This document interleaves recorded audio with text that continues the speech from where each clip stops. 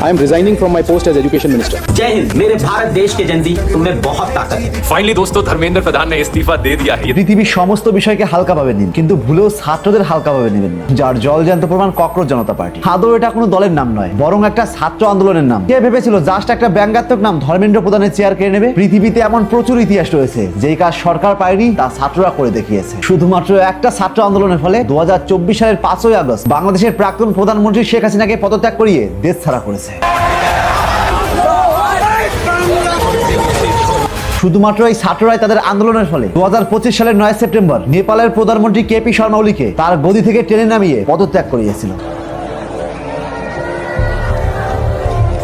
শুধুমাত্র এই ছাত্ররাই 1952 সালের 21শে ফেব্রুয়ারি বাংলার রাষ্ট্রীয় ভাষার স্বীকৃতি আদায় করে ছেড়েছিল।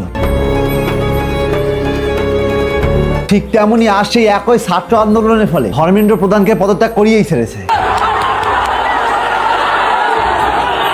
তাই রাজায় রাজায় খুব সহজে যুদ্ধ করা গেলেও ছাত্রদের সঙ্গে করা যায় না, কারণ ছাত্রদের কাছে সবচেয়ে ভয়ানক অস্ত্র কোনো বারুদের বন্দুক নয়, বরং কলম রয়েছে। তবে কি মনে হয় এই ধর্মেন্দ্র প্রধানের রিজাইনের ফলে আদৌ কি দুর্নীতি এতটুকু কমবে? একদমই নয়। শিক্ষা ক্ষেত্রে দুর্নীতি হওয়া সেদিনই বন্ধ হবে যেদিন এই দুর্নীতিবিদদের জেল বা জরিমানা নয়, বরং সবার সামনে ইনকাউন্টার করা হবে। যে সমস্ত নেতামন্ত্রী স্কুলে মিড ডে মিল মেরে খাবে, প্রশ্নপত্র ফাঁস করবে, কিংবা দেশের যে কোনো শিক্ষা ব্যবস্থায় দুর্নীতি করবে, তাকে অন্য যে কোনো শাস্তি দেওয়ার পরিবর্তে তার একটাই শাস্তি হবে সবার সামনে ইনকাউন্টার। তবেই পাল্টাবে এই শিক্ষা ব্যবস্থা, তবেই কমবে এই দুর্নীতি। না হলে এমন হাজার ধর্মেন্দ্র প্রধানের মতো মানুষকে পদত্যাগ করলেও শিক্ষা ব্যবস্থার এতটুকু দুর্নীতি কমবে না। কারণ শিক্ষা ব্যবস্থায় দুর্নীতির জন্য পার্থ চট্টোপাধ্যায়কেও জেল দেওয়া হয়েছিল। কমাতে পেরেছিল এতটুকু দুর্নীতি? পারেনি। আজ সরকারি স্কুলগুলোকে বন্ধ করে প্রাইভেট স্কুলগুলোকে বেশি প্রাধান্য দেওয়া হচ্ছে। যতদিন এই প্রাইভেট স্কুলগুলো বন্ধ না হচ্ছে, ততদিন দেশের একটা শ্রেণী আজীবন গরিবই থাকবে এবং একটা শ্রেণী আজীবন ধনী থাকবে। আর সবচেয়ে বড় কথা, শিক্ষা প্রতিষ্ঠানগুলো জাতি ধর্ম নির্বিশেষে সবার জন্য সমান করতে হবে, যাতে দেশের শিক্ষার্থী এটা না বুঝতে পারে আমি অমুক ধর্মের বা জাতির বলে আমাকে শিক্ষা থেকে পিছিয়ে দেওয়া হচ্ছে। কারণ ধর্ম করে হয়তো জীবন চলতে পারে, কিন্তু দেশ চলে না। চায়নাতে প্রায় 70% অ্যাথিস্ট, তবুও কেন তাদের দেশ